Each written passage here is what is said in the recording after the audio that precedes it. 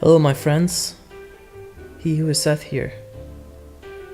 Back with another episode of Let's Talk. I want to encourage everyone to share their own experiences with this game in the comments so we can talk about it. Today we're talking about Fallout 2. Fallout 2. What a game. What an incredible, groundbreaking game. A game that will never be matched. Ever. Will never, ever be matched by any other type of game trying to be it. I just wanted to mention really quick before I start, I played Wasteland 2. No. Wait, yeah, was it? Yeah, it was Wasteland. Yeah, I think it was Wasteland 2. Really fun game. Am I going to make a Let's Talk about it? No. Because nothing really stuck with me, nothing impacted me or carried with me in a way I don't ever really want to replay it. It kind of disappointed me in a lot of ways. But I'm not going to talk about that. We're talking about Fallout 2. So, I mean, the mystery, the amount of mystery when you're playing is incredible. I mean, you're like a post-apocalyptic Indiana Jones. You're discovering stuff that is so incredible. So, you start off and you're in this temple and you're like, I'm like a tribes person? How does that make? Am I in the past? But then so you navigate through this temple, and all of a sudden, like near the end, you get like a claymore to blow up in this wall, and you're like, oh, okay. And not only that, but you just from launching the game, you know that you're not actually in the past. So you make it out of the temple, and then you go into your tribe's town, or your tribe, your village, let's say, and you talking to people, like talking to the old woman. I forget what her name is, but I think, is it the Oracle? Anyways, you talk to her, and there's like a face cinematic, and they had various face cinematics throughout the game for important characters. And it was really cool. I mean, I loved how you could just get this up-close view of their face, and that was cutting edge. And it looks really good. I mean, even when I play it, you know, I've replayed it, and I think it still looks really good.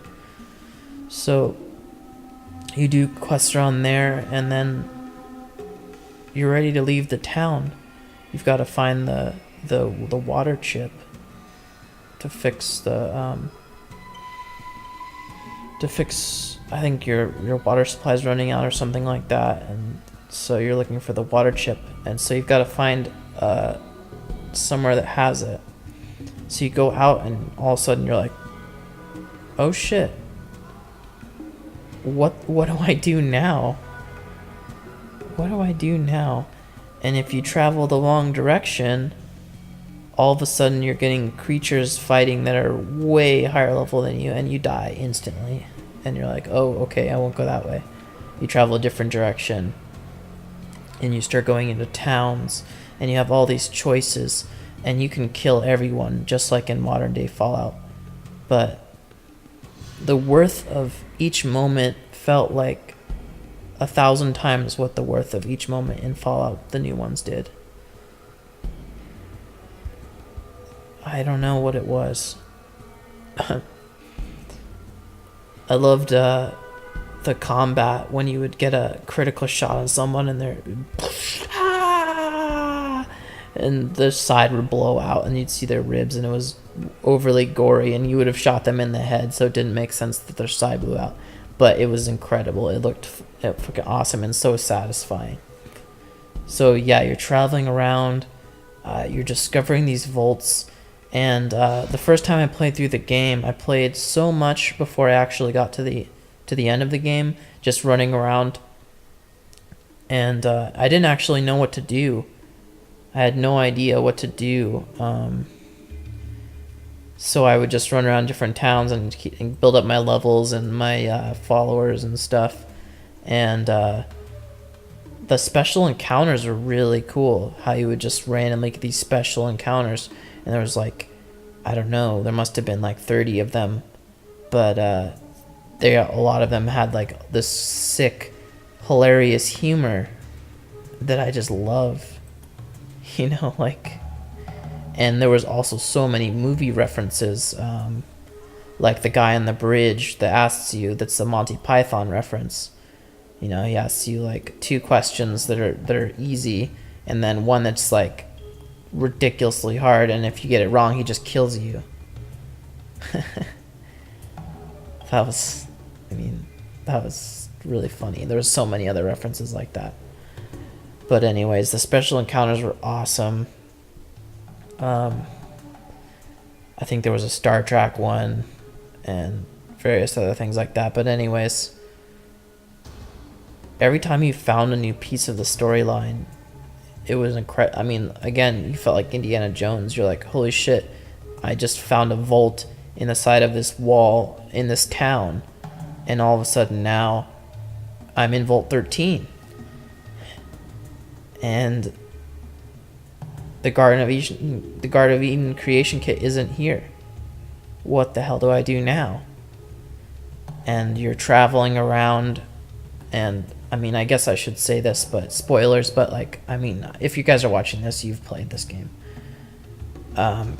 You're in San Francisco, and you're like finding out different things, and like, I guess there was a way that you could use the vertibird to get to the ship, but I never figured out quite how to do that. I don't know if that's possible. I'm pretty sure it is, but I always would take the ship, get the ship running. So eventually you figure out like how to get the ship running, and you go over and you're like in this advanced like laboratory, and it's a puzzle. It's a puzzle. You have to figure out how you're gonna get through here. Who am I gonna talk to? What am I gonna do? Blah blah blah blah. And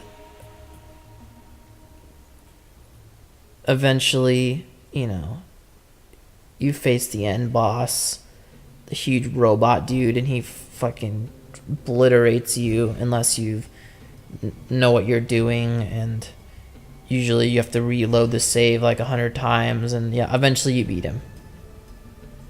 And so awesome. I love the looting system. Like, there were times where I'd be like traveling, and I mean, there's so many ways that you can avoid conflict, but sometimes you'd come into an encounter, and it'd be 2 warring factions, and once they're done killing each other, you just loot everything. And that would be a good way to just get loot without having to actually fight. Those were some good circumstances to come across. There's so many side quests. Like in my original playthrough, I never got the super mutant town governor. I never got him to join me, and I was like, fuck, it'd be so awesome to have that dude to join me. I don't think it's even possible. I played again later on and went back and I like actually comprehended what he was saying, that like he couldn't do it because there was troubles. So I went around and I solved all the problems that he had around town, and then he came with me, and holy shit, it was awesome. I mean, who doesn't want a freaking super mutant with a minigun on your side? He's a badass. So yeah, that game was awesome. The amount of side quests and fucked up stuff you could do, and hours you could put into that game, unmatched. I mean, I'll probably do a Let's Talk about Fallout 3 and New Vegas, because I actually did really enjoy those games. Maybe not as, of course, not as much as Fallout 2. I also want to do one about Fallout Tactics, because I had some really good experiences with that online. So, yeah, I think that's going to wrap up everything I wanted to talk about for Fallout 2 right now. I mean, I may do episode 2 if I think of stuff that I didn't mention. You guys can, of course, mention things that you really liked, or, you know, things you might have liked that I mentioned too. So yeah, thanks for listening, everyone, and I hope you have a wonderful day. And we'll be back next time with another episode of Let's Talk. Take care, everyone.